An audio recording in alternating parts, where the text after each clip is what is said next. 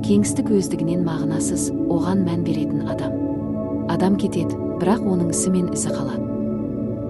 Сондықтан өмірдің мәні қысқа уақытта өз орныңды тауып, мағына қалдыру. Кеңістік үнсіз бар бола береді, ал адам үшін ол өмір сахнасына айналады. Өмірдің мәні кеңістікті өзгертуінде емес, онда мағыналы түрде болып үлгеруінде. Кеңістік үнсіз, адам мағына. Хайдеггерше айтқанда, адам бұл дүниеге тасталған, және кеңістікті иеленбейді, тек онда өмір сүреді.